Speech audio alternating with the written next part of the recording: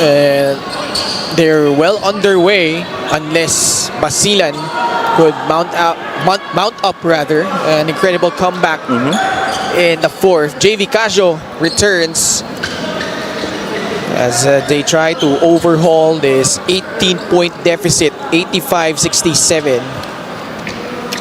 And Bataan just tremendous in the first 3 quarters. 85 points pang isang game na agad yan, Coach Mike. Oo. Tsaka tingnan mo yung shot attempts nila, no? That 72 field goal attempts, and we're only in the fourth quarter. An impressive, high 20s and even 30s in the first quarter. That was a pretty strong start. Ang kagandahan naman, kung ikaw ang Basilan, nalamangan mo sila sa scoring ng third quarter. But then again, there's a huge deficit that you gotta get back from.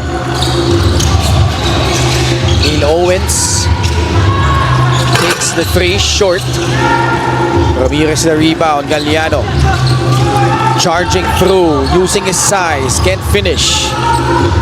Tough shot for Joshua. He got a couple of defenders right there. Could have waited for his teammates. Makoy Marcos crossover. Ganda. Isma lang. Tutoy. Di pa tapos si Papa Chits. Mintis lang. Dodged the bullet. One of the hardest hands on the floor. Good steal. Uncharacteristic on JV Casio to throw it away. Pero wala rin nagsabi sa kanya na mayroong paparating sa likod. Oo. Walang nag-warn sa kanya eh. Good pass. Jaime kicks it back out. Nice ball movement. Sazon. Oh yeah. Gusto mo na yan. Basta dyan. Favorite niya yan, Coach Mike eh. Oo, yung mga corner na yun, catch and shoot, and good rhythm. And somehow ramdam mo na eh, no? Pagkasalo niya ng bola. That ball went from side to side, in and out. Chito Jaime threw it outside, and that went a couple more passes. This was that pass underneath, that swing, heading up with the hands of Yves Sazon for that main 3 right corner.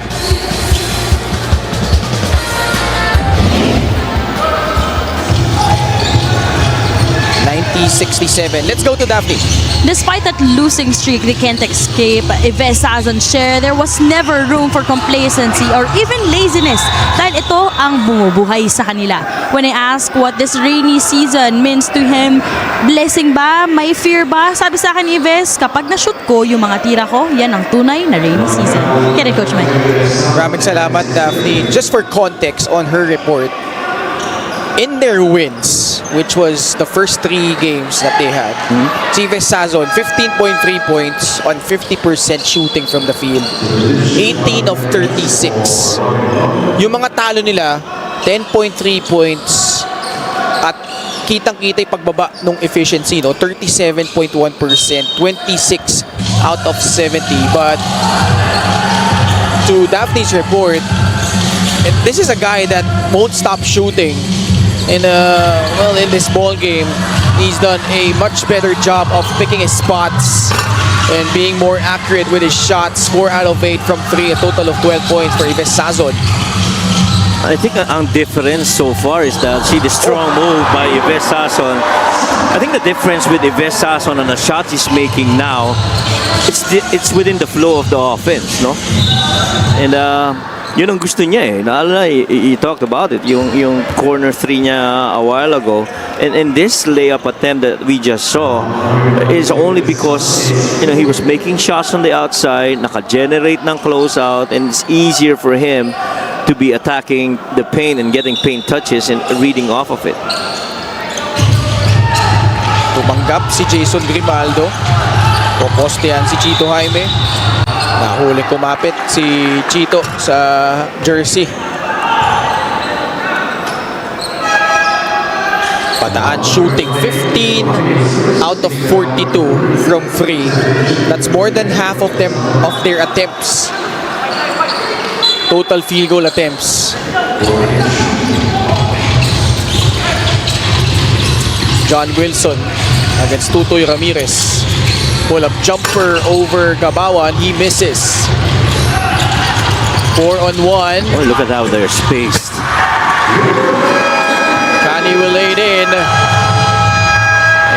Basilan has had enough. They will use another timeout because this lead seemingly grows and grows. Play of the game brought to you by Sports Plus, the official sportsbook of the Mpbl. And this run that you see right here, 3 guards that can actually finish for you, and you've got Jamil Gabawan trailing from behind. It is tough if that's how they run transition now here for the Risers. Except maybe for the defensive rebound where they got only 22 versus their normal average of around 32. But everything else has been pretty solid. 2 more blocks. 4 lesser turnovers at this point in the game. The shooting 47%, normally at 42. 35% from 3, which is normally at 28. And you look at the makes, that's 9 makes of 3s versus that of 15 so far in this game. And that really is, if you see that look on the bench of the Basilan team, that really just is a reflection of how this game has been going for the Bataan Risers, and the frustrating part for Basilan. They have been kept on their heels all night long, itong Basilan, by this red-hot offense of the One Bataan Risers. And this pace has really made it difficult for Basilan to even catch up. And even on their offensive end, they are rushing it, no? Being mindful of the defense. Not getting easy looks at all. Wilson, pasa kay Grimaldo, nice cut, Yeah. backdoor. Bobby Malucanag, 6 points, perfect from the field, 3 out of 3. One of the very few ones that they get a bucket off an assist. And even right there, nung pagkatira ni Bobby, dalawa kagad yung nakita mong Bataan Riser converging on that attempt. Cometa will give up the foul. Parang nasaktan si Bobby B. Oo, dun sa kanina, no? It's just that screen. You definitely gotta leave that ball to the next guy that's free. Force that peel off. Ayun, yung nasaktan si Bobby. So coming in is Makoy Marcos. Cani swings it. Alfred Flores on target from 3, 16 triples from the One Bataan Risers. And they're doing this with a lot of fun. Alfred Flores, Hubert Cani, Tutoy Ramirez, almost everyone that got fielded, even the one sitting on the bench for Bataan Risers, maybe have not gotten so many minutes, but they are enjoying this style of play. Ball deflected out of bounds. Alex Ramos coming in. Ang tanging di na lang natin nakikita na ipasok para sa Bataan is Gary David. We have a timeout with 5 minutes and 42 seconds left in the fourth.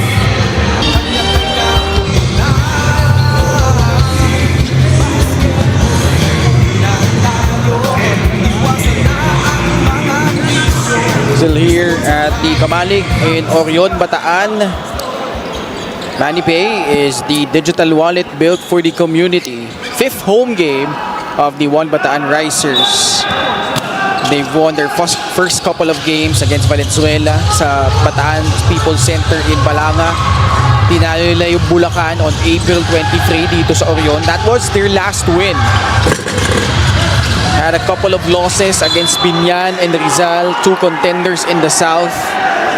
And this one seemingly like they will end their misery. Ahead now by 28 points, Coach Mike. Yeah, and it speaks in volumes of the commitment of the Bataan Risers. They definitely needed this win. And the thing is, yung how they're winning it right now and who they're winning against. This is Basilan that they're beating here, and convincingly, without a doubt. So when you look at that 7-game losing streak, you know, you have to be able to build on this very good and impressive win Spacing has definitely improved. The energy has stepped up.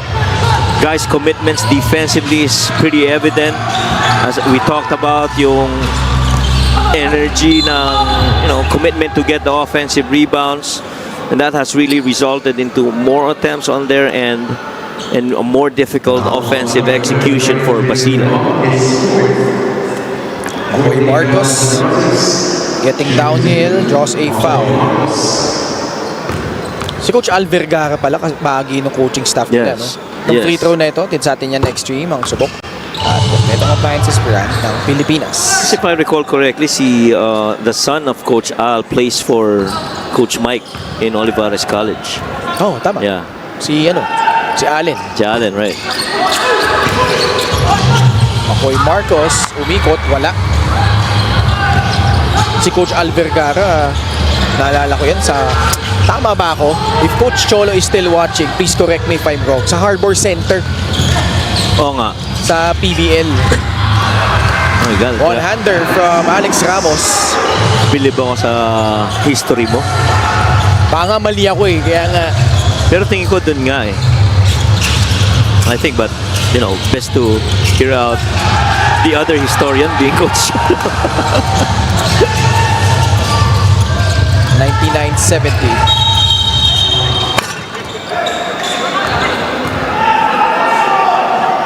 Mayroong foul laban sa Bataan.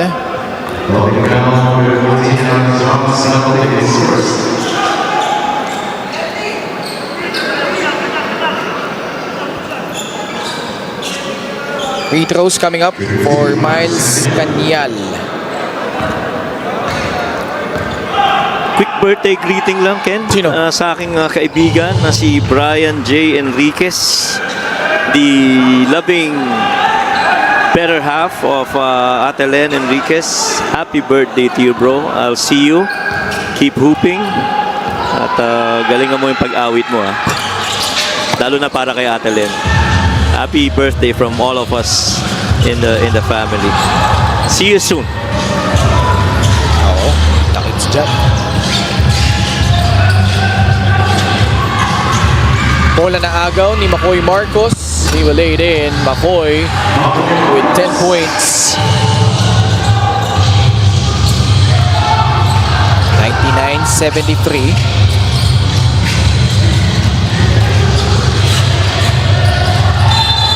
Flores being pressured by John Wilson. Flores took exception.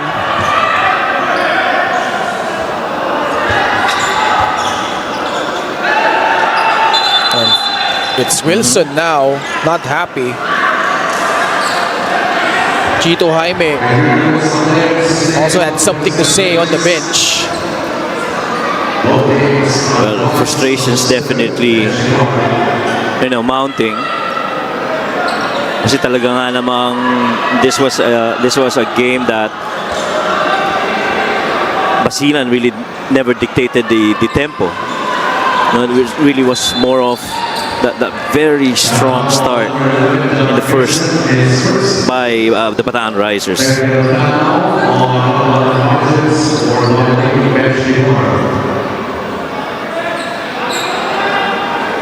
So Bataan getting a technical foul for violating the bench decor. John Wilson, free throw, good. It's been that kind of game na try as you might. I thought they did a good job of keeping in pace in the third quarter. Si Al Vergara, si Chito Jaime din. Coach Arnold Oliveros, who used to play for San Beda. Tama. Kalaban niya sila Coach Yong dati. Sila Coach Yong. Hindi ko na maalala kung inabot ba niya sila Jeff Pompeo sa San Beda. Naalala mo yun? Yeah. Layup is good from Alfred Flores. Di ba ahead sila Jeff sa kanya? Hindi. Siya yung ahead. Siya yung ahead nga. Oh. What I mean is siya yung ahead. Yeah. Oo. Sila Jeff, umabot pa ng early 2000s. Galing rin nun, no? Oo. Lefty yun, di ba? Si Lefty Jeff. nga ba? Alam ko lefty yun si Jeff, eh. Pero yun, alala ko scorer. of Mpbl. 101-77. Oh my God, those guys were even in high school. Naalala ko pa naman, oh my God. Talaga ba? Oh.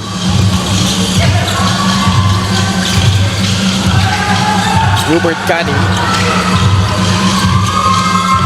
sends it to Jamil Gabawan. Wow. Reverse layup. That will trickle in. That long stride. Sinampol pa. And clearly that shows these guys are, finally, getting over that hump and getting a win. LGR is the official outfitter of the Mpbl. 103 points for Bataan. This is the most that they've scored, right? Yeah. Eclipsing the 102 against Bulacan. That's the lowest score. That's 77.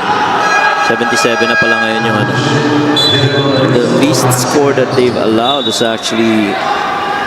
Yan, tama. 63 63, di ba? against Valenzuela. Yeah, Valenzuela. So we talked about their lack of defense during that 7-game losing skid where they gave up close to 90 points per ball game. Last 2 minutes brought to you by Sports Plus, the official sports book of the Mpbl. Cometa hits the 3. Basilan, they have to be careful because they'll go up against Quezon City. Nagkano lang sa talo. Nanonood pa si Coach JB? Malamang. Yeah. No, he left already. Pero dito sa live stream, I think he watched the first half. First half. He watched the first half. Hindi ako magugulat kung nanonood pa rin siya hanggang ngayon. Scouting itong Basilan. Most probably. He's still gonna most probably try and see what Bataan Risers has done against Basilan. And he had a tough game earlier against the San Juan Knights. Yeah. Hirap naman talaga nun. Yung offense and defense, it was tough against the Knights. I really thought when they got closer, it was 40-36. Yeah. And then that one particular play where AC Soberano got free on the corner where I'm not sure who it was. Was it MJ Hoson who did it close out hard on that free? That really triggered that barrage of frees from San Juan. Kasi yun nga sometimes it all comes down to discipline and attention to detail. And dun medyo nagkulang sila on that part. It was that one play, na miss out mo. Then you think, we're gonna get them back. But, it started things off para sa San Juan Knights. Alam mo naman si AC, streaky kung streaky. Yun yata pinakamagandang definition sa shooting niya. Ni AC. Extreme ang subok at kompletong appliances brand ng Pilipinas. Oh, they want to foul because they're bringing in one of their guys on the floor. Si Kadeshin Tingamo. So nice to see him in action.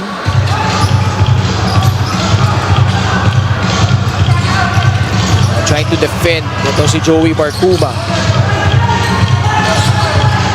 He is from Lamitan, Basilan. Ito si Tingamo. Played for Hardam Furigay Colleges Foundation Incorporated. So this is his very first stint in the Mpbl. So quite a milestone for him. He gets a stop, forcing a turnover against Alfred Flores. Sa half line. Si Alfred didn't have enough space. He was trying to get past yung middle ball action with Carbringas. But, again, going back to this game, I'm sure a lot of teams will also look at how differently this Bataan Risers is playing. Tasho nails the 3. 106-83.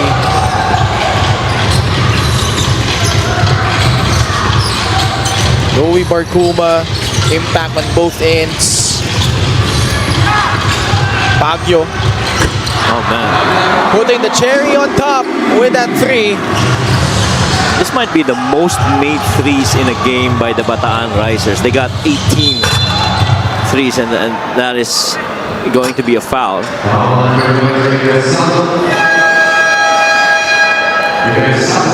Sazon will foul out, but he will finish with 14 points, 2 steals, 4 of 9 from beyond the arc. 6 guys in double figures for Bataan, Coach Mike.